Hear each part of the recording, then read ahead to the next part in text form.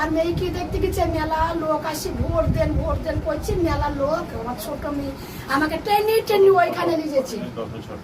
হ্যাঁ, টেনে ওইখানে নিয়ে যেছে। এর মধ্যে আমার ফোন নাম্বার লেখা আছে, কোনো অসুবিধা হলে আমার সঙ্গে আপনি যোগাযোগ করবেন। আমি যতটা পারি হেল্প করবো। আর সামান্য টাকা কিসের জন্য এইরকম ছোট আমাকে করবেন না। আমার কিন্তু আমি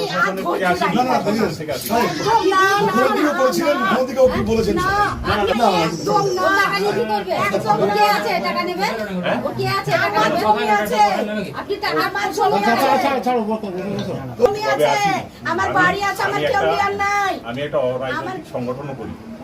আমার যাই পরিচয় থাক, আমি ওগুলো পরিচয় আসিনি। আমি একটা রাজনৈতিক সংগঠন, অরাজনৈতিক সংগঠন করি।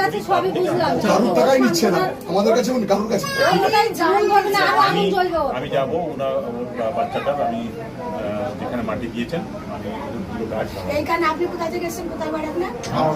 কলকাতা থেকে এসেছেন। সেই মেয়েটার কোথায় বাড়ি যে ভোটে এবার যার জন্য আমার মা চলে গেল, একবার আসেনি। কি করি, ভরসা থাকে, একবার আসেনি। আসার দরকার নয়। যে মা যা হয়েছে, মা একবার যে দুঃখ জানাইতে আসেনি, দুনিয়া কাইতে যাইছে, তার কানে পৌঁছাইছে না, তার জন্য যে আমার মেয়ে চলে গেল। মানবিকতার বিরুদ্ধে অপরাধ। ঠিক আছে, প্রত্যেকটা মানুষের গর্জে ওঠা উচিত যে যার কাছেই বোমা থাকবে, সে কোন দলের, কোন বর্ণের, কোন ধর্মের সে মানুষ দেখার দরকার নেই। প্রত্যেকটা মানুষের গর্জন করা উচিত, যেটাকে আমরা ডিসকার্ড করছি। They should raise their voice. Everyone should raise their voice against the বোমা, illegal pistol, বোম যেগুলো মারে, আমি জানি এগুলো। প্রত্যেকটা মানুষের each and everyone should raise their voice. এটাই খালি বলতে। কিসের নীতি, কিসের আন্দোলন? ভাবচুয়াই করে চলবে একতরফা। আমরা শান্ত আছি বলে, আমরা কিছু বলছি না বলে ওয়ান সাইডেড কুৎসা করবে, ওয়ান সাইডেড অপপ্রচার করবে। আমি দেখছি, শুধু দেখছি, লক্ষ্য করছি আর ভাবছি। আমি এমনকি সেদিন অস্বীকার করতে পারবেন না পরিবার, আমি বিনীত গোয়েল সিপিকে নিয়ে গেছিলাম আমার সাথে। যদি বাবা মার কোনো সন্দেহ থাকে তাদের থেকে তার কথা শুনবার জন্য আমি প্রায় 1 ঘন্টা ছিলাম। আমি এটাও বলেছিলাম, যেটুকুন আমাদের একটা কর্তব্য আছে, মেয়েটি তো আর ফিরে আসবে না। ওর নামে যদি আপনারা কিছু করতে চান করতে পারেন, যা টাকা লাগবে আমি দেব। একটা কম্পেনসেশন, যারা বলছেন কম্পেনসেশন দেওয়ার কথা, তাদের বলে রাখি, এটা আমার বলা আছে। হ্যাঁ, আমরা 10 লক্ষ টাকা তো দিতেই পারি পরিবারকে, কিন্তু ওর মা যেটা আমায় বলেছে, I must be very clear, যে আগে মেয়ের বিচার হোক, তারপরে আপনাকে বলবো। ওনারা এটা বলেছেন আমায়। হুমায়ুন কবির এসেছিলেন, তিনি আর্থিকভাবে সহযোগিতা করতে গেছিলেন, পরিবারকে ফিরিয়ে দিয়েছেন। দেখুন, আর্থিকভাবে সহযোগিতা করতে গেছেন, ওনার প্রকাশ্য করাটা আমি মনে করছি এই মুহূর্তে অনুচিত হয়েছে। আমরা অনেক সময়, অনেক ক্ষেত্রে অনেক মানুষের পাশে দাঁড়াই আর্থিক সহযোগিতা করার জন্য, কিন্তু যখন তার মেয়েকে হারিয়ে শোকে পাথর, সেই সময় আর্থিক সহযোগিতা এইভাবে প্রকাশ্যে নিয়ে এসে খামে ভরে দেওয়াটার জবাব পেয়েছেন। এবার হুমায়ুন কবির সাহেব নিজে থেকে দিচ্ছেন না সরকার তাকে ম্যানেজ করার জন্য পাঠিয়েছে, আমি বলতে পারছি না। তবে সরকার এত বড় নির্লজ্জ, যখন যাকে পারবে ম্যানেজ করে দেওয়ার জন্য পাঠাই। কারণ যে ওয়াকাফ আইন বিজেপির বিরুদ্ধে আন্দোলন করতে গেলে এখানকার মুসলিম সম্প্রদায়ের মানুষকে সরকার আটকানোর চেষ্টা করে প্রশাসনকে দিয়ে, সামান্য একটা মুসলিম বাড়ির মেয়েকে খুন করেছে, তাকে ধামাচাপা দেওয়ার জন্য অনেক পন্থা অবলম্বন করতে পারে। আমি এখানে মুসলিম শব্দটা বারবার ব্যবহার এই জন্যই করছি, ভোট আসলেই মুসলমানদের রক্তর প্রয়োজন হয়ে যায় সরকারের।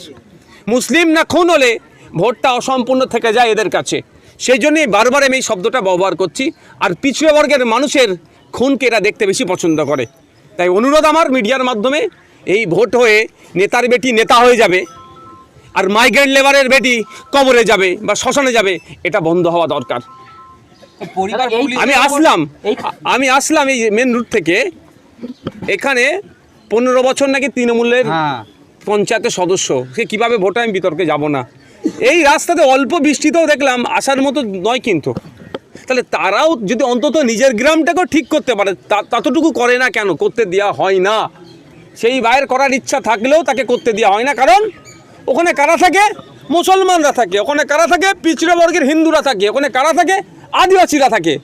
ওদের এই এলাকায় উন্নয়ন করার দরকার নেই, এমনি ওদের ভোটটা আগের দিন রাত্রে 500 টাকা বিরিয়ানির প্যাকেট দেবো পেয়ে যাব, এই মানসিকতাই চলছে তো। আর এই গ্রামের মানুষ বুঝবে কবে? বগটুই থেকে বারাসাত, মুর্শিদাবাদ, ভাঙড় এবং নদীয়ার বিভিন্ন জায়গায় শুধুমাত্র সংখ্যালঘুরা খুন হচ্ছেন, যেখানে বারবার বলা হচ্ছে এই তৃণমূলের পক্ষ থেকে প্রচার দেওয়া হয় সংখ্যালঘুদের জন্য, বিজেপিকে আটকানোর জন্য তৃণমূল দল, সংখ্যালঘুদের জন্য এই দল, কিন্তু বারবার সংখ্যালঘুরা কেন খুন? উত্তরপ্রদেশে মুসলমানদেরকে মারছে বিজেপি, আর পশ্চিম বাংলাতে মুসলমানদের মারছে তৃণমূল, মমতা ব্যানার্জি মারছে। বুঝতে পারছেন তো? এর বাইরে আর কিছু নয়। এখানে সংখ্যালঘু তোষণের নামে সংখ্যালঘুদেরকে শোষণ করা হচ্ছে। এখানে গ্রামের মানুষ আছে, জিজ্ঞাসা করবেন অন টু অন করে, এত বড় গ্রাম, এখানে স্কুলের খোঁজ নিয়ে দেখুন স্কুলটা কত দূরে আছে। স্কুল থাকলেও টিচার নাই কেন? টিচার নাই কেন? টিচার নাই কেন? এখানে ছেলে মেয়েরা, সে তৃণমূল করুক, আইএসএফ করুক, বিজেপি করুক, কংগ্রেস করুক, বাচ্চারা স্কুলে গিয়ে টিচার থাকলে পড়াশোনা করবে, তাহলে মারামারি বন্ধ হবে।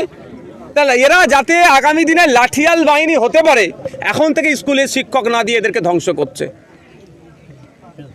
পরিবার পুলিশের ওপর ভরসা রাখছে না এবং তারা বলছে সিবিআই তদন্ত। কি বলবো? কিভাবে রাখতে পারবে বলুন? দুদিন পরে ফরেন্সিক রিপোর্ট টিম আসছে রিপোর্ট করতে, ওর জায়গাটা বৃষ্টি ফিষ্টি হয়েছে, সব শেষ হয়ে গেছে, তো কী পাবে ওখান থেকে?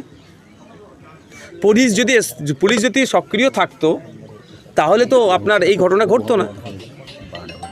দাদা, দেখা গেল ফরেন্সিক টিম চলে যাওয়ার পর জায়গাটা মাটি দিয়ে কোদাল দিয়ে বুঝিয়ে দিল। যদি সিবিআই তদন্ত হয় ওরা তো কিছু পাবে না, পুলিশের তরফ থেকে। সিবিআই বিচার বিভাগীয় তদন্ত হলেও হবে না, মানে কোনো জজকে সামনে রেখে কোনো আপনার সব পুরো ফরেন্সিক টিম আশা রাখি এখানকার যে আছে আপনার সব শেষ, ডিস্ট্রয় হয়ে গেছে, ধ্বংস করে দিয়েছে।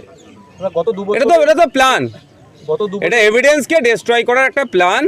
ঠিক যেভাবে আমাদের বাড়ির মেয়ে অভয়াকে খুন করার পরে টয়লেট সংস্কারের নামে ভেঙে ধ্বংস করেছিল, ঠিক একইভাবে এখানে লেটে ঢুকিয়েছে।